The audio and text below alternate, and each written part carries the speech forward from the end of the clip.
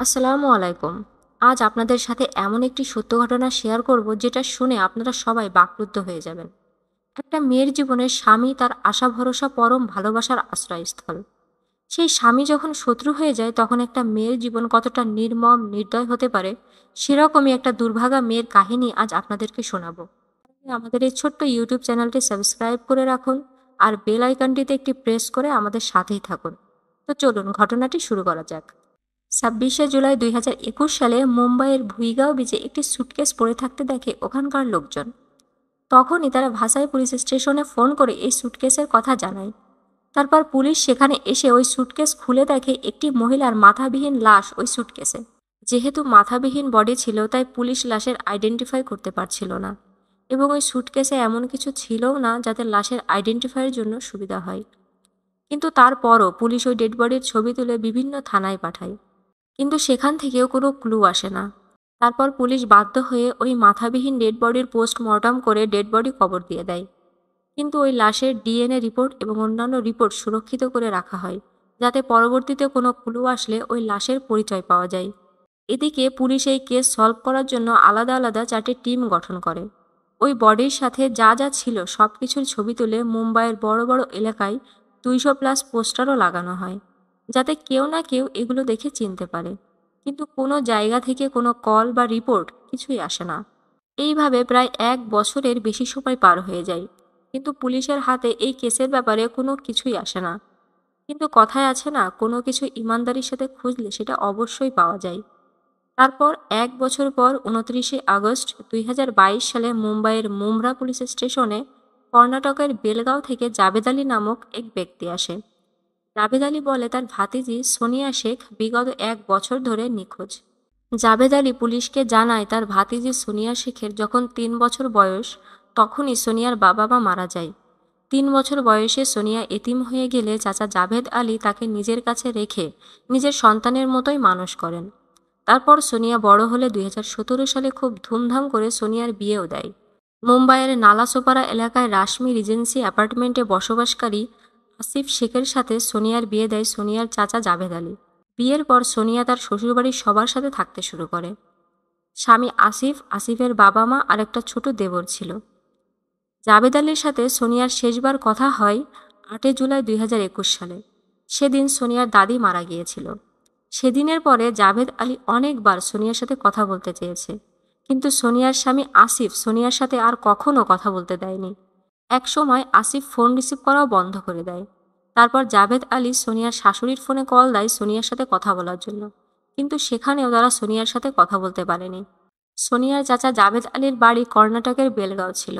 তারা সোনিয়ার সাথে যোগাযোগ করতে না পেরে খুব চিন্তিত হয়ে পড়েছিল। তারপর সোনিয়ার চাচা জাভেদ আলী পরিবার নিয়ে মুম্বাই আসার প্ল্যান করে সোনিয়ার সাথে দেখা করার জন্য। কিন্তু 2021 সালে করোনার প্রকোপে সারা দেশে কড়া লকডাউন চলছিল, তাই তারা আর মুম্বাইয়ে আসতে পারে না। আর এভাবেই 1 বছর পার হয়ে যায়। তারপর 1 বছর পর জাভেদ আলীর পরিবার সোনিয়ার শ্বশুরবাড়ি মুম্বাই আসে সোনিয়ার সাথে দেখা করার জন্য, কিন্তু তারা দেখে সোনিয়া সহ সোনিয়ার শ্বশুরবাড়ির কেউ নেই সেখানে।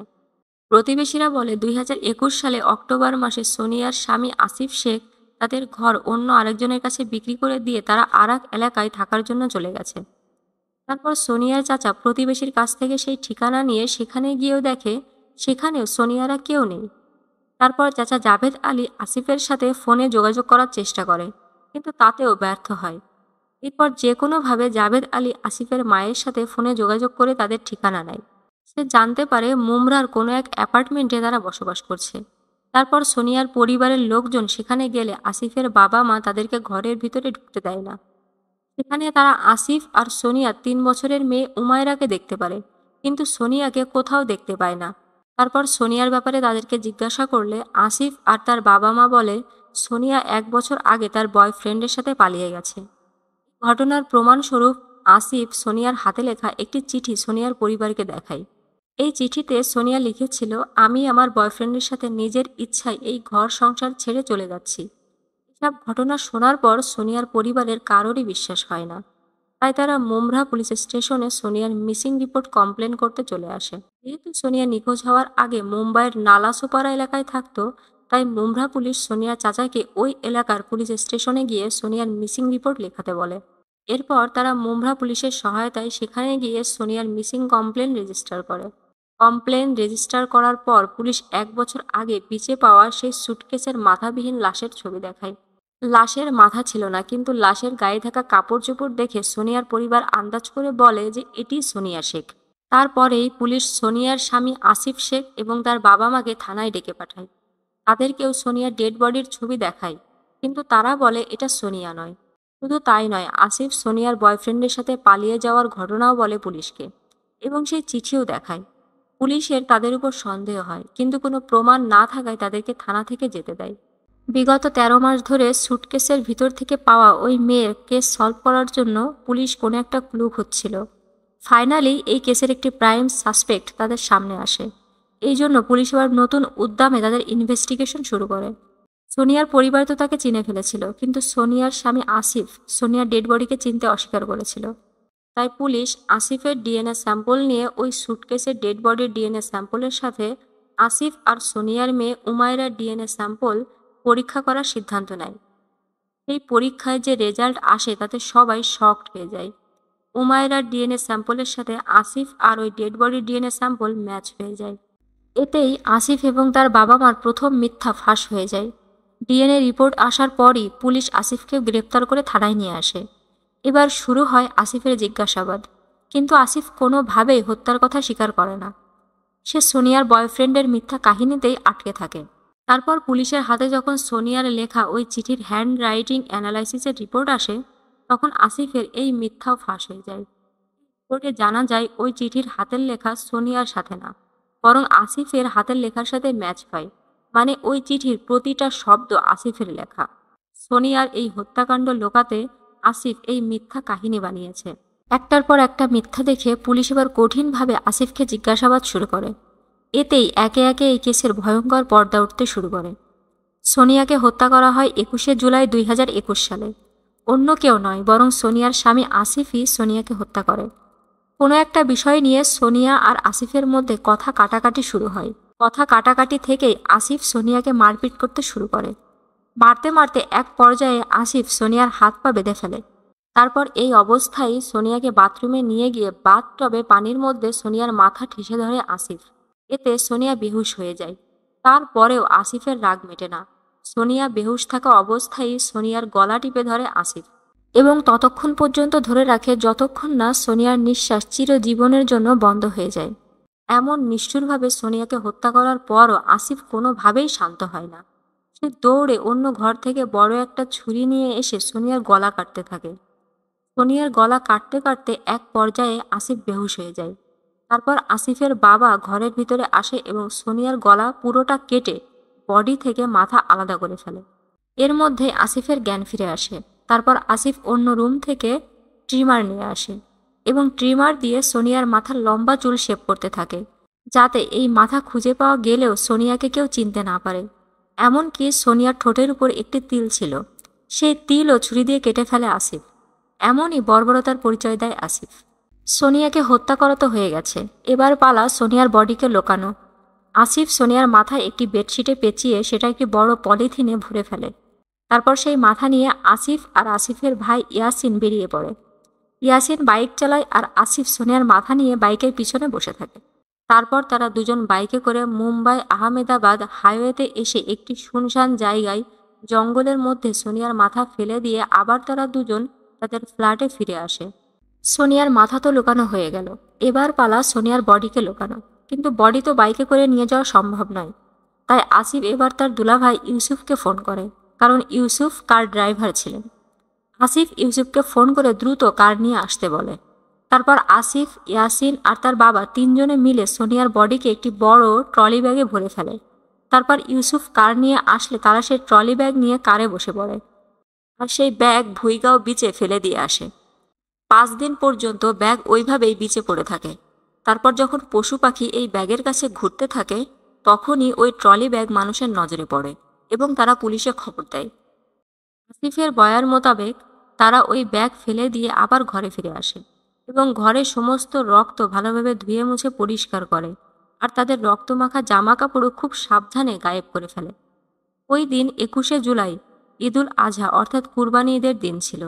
এই জঘন্য হত্যাকাণ্ড করার পর তারা সবাই ঈদুল আজহা পালন করে এবং অন্য আত্মীয়ের বাসায় বেড়াতেও যায় এবং তারা এত কুলভাবে থাকে যেন কিছুই হয়নি। প্রশ্ন আসতে পারে যে এই হত্যাকাণ্ডের সময় আসিফ আর সোনিয়ার মেয়ে উমায়রা কোথায় ছিল?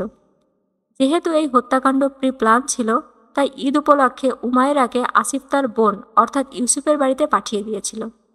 এই হত্যাকাণ্ডের ডিটেলস বলার আগে আসিফ সোনিয়াকে হত্যার কথা স্বীকার করেছিল, কিন্তু আসিফ প্রথমে বলেছিল সে সোনিয়াকে হত্যা করা থেকে শুরু করে বডি লোকানো পর্যন্ত সবকিছু একা করেছিল। আসিফ এমনটা বলেছিল তার পরিবারের অন্য সদস্যদের বাঁচাতে, কিন্তু পুলিশ আসিফের এই চালাকি ধরে ফেলে। পুলিশ আচ্ছা মতো খাতির যত্ন করে জিজ্ঞাসাবাদ করার পরে আসিফ এই হত্যাকাণ্ডের ডিটেলস সব বলে। তখনই এই মর্মান্তিক হত্যাকাণ্ডে পরিবারের অন্য সদস্যদের রোল সামনে আসে। পুলিশ এবার আসিফকে জিজ্ঞাসা করে এই জঘন্য হত্যাকাণ্ডের কারণ কি, কেন আসিফ তার ওয়াইফকে এত নিষ্ঠুরভাবে হত্যা করল। তখন আসিফ এমন কিছু বলে যে সবাই অবাক হয়ে যায়। আসিফের একটি বোনও ছিল, যাকে বেশ কয়েক বছর আগে ইউসুফের সাথে বিয়ে দেয় আসিফের পরিবার, কিন্তু বিয়ের অনেক বছর পার হয়ে গেলেও আসিফের বোনের কোনো বাচ্চা হচ্ছিল না। কিন্তু এদিকে আসিফ আর সোনিয়ার বিয়ে 2 বছর পরই তাদের ঘর আলো করে একটি কন্যা সন্তানের জন্ম হয়। আসিফ আর সোনিয়ার মেয়ে উমায়রার জন্ম হয়। এই খুশিতে তাদের পরিবারে অনেক বড় অনুষ্ঠানও করা হয়। কিন্তু একটা সময় পর আসিফ এবং তার পরিবার সোনিয়াকে চাপ দিতে থাকে উমায়রাকে আসিফের বোনের কাছে দিয়ে দেওয়ার জন্য, কিন্তু সোনিয়া কোনোভাবেই তার মেয়ে উমায়রাকে তার ননদের কাছে দিয়ে দেওয়ার জন্য রাজি ছিল না। এখান থেকেই ঝগড়া বিবাদ শুরু হয়। একদিকে শ্বশুরবাড়ির লোকজন নিজের মেয়েকে অন্য কাউকে দিয়ে দেওয়ার জন্য চাপ দিতে থাকে, অন্যদিকে স্বামী আসিফও তাকে দুঃখ কষ্ট দেওয়া শুরু করে। এগুলো এত বেশি হতে থাকে যে সোনিয়া একবার তার শ্বশুরবাড়ির বিরুদ্ধে মামলা করতে স্থানীয় পুলিশ স্টেশনে পর্যন্ত চলে যায়, কিন্তু যে কোনোভাবে দুই পরিবারের পক্ষ থেকে খুব বুঝে শুনে মামলা ঢিসমিস করে দেওয়া হয়। তারপর বেশ কিছুদিন সবকিছু শান্ত স্বাভাবিকভাবেই চলতে থাকে, কিন্তু কিছুদিন পর আবার সোনিয়ার সাথে একই রকম দুর্ব্যবহার শুরু হয়ে যায়। আর এই দুর্ব্যবহারের শেষ হয় সোনিয়ার মর্মান্তিক হত্যাকাণ্ড দিয়ে। এই ঘটনার পর সোনিয়ার পরিবার আত্মীয় স্বজনরা পুলিশকে বলে আসিফ এবং আসিফের পরিবার সোনিয়ার সাথে টাকার জন্য অশান্তি করত, কারণ সোনিয়ার বাবা মা সোনিয়া ছোট থাকতেই মারা গিয়েছিল। কিন্তু তারা তাদের একমাত্র বাচ্চা সোনিয়ার জন্য 2টা বড় বাড়ি এবং একটি বড় আমের বাগান রেখে যায়। সোনিয়ার বাবা মায়ের নামে ভালো ভালো জমিও ছিল কর্ণাটকে, যার ওয়ারিশ একমাত্র সোনিয়া ছিল। সোনিয়ার বিয়ের পর সোনিয়ার স্বামী আর শ্বশুরবাড়ির লোকজন যখন সোনিয়ার এই সম্পদের কথা জানতে পারে, তখন তারা সোনিয়াকে প্রেশার দিতে থাকে যেন সোনিয়া ওই সমস্ত প্রপার্টি বিক্রি করে তাদেরকে সব টাকা এনে দেয়, কিন্তু সোনিয়া এমনটা করতে রাজি ছিল না। এর জন্যেও সোনিয়াকে অনেক কথা শুনতে হতো তার শ্বশুরবাড়ি থেকে। এই সব কিছু শোনার পর সোনিয়ার স্বামী আসিফ এবং আসিফের বাবা মা ভাই এবং আসিফের দুলাভাই ইউসুফকে পুলিশ গ্রেফতার করে জেলে পাঠায়। সব অপরাধীর সাজা তো আদালতই শোনাবে, কিন্তু আপনার মতে আসিফের মতো স্বামী আর অন্য অপরাধীদের কি শাস্তি হওয়া দরকার, সেটা অবশ্যই কমেন্ট করে জানাবেন। আর ভিডিওটি ভালো লাগলে একটা লাইক অ্যান্ড শেয়ার করতে পারেন। আজ এখানেই শেষ করছি, আবার ফিরব কোনো এক অপরাধের গল্প নিয়ে। ততক্ষণ ভালো থাকবেন, সুস্থ থাকবেন এবং সুরক্ষিত থাকবেন। আল্লাহ হাফিজ।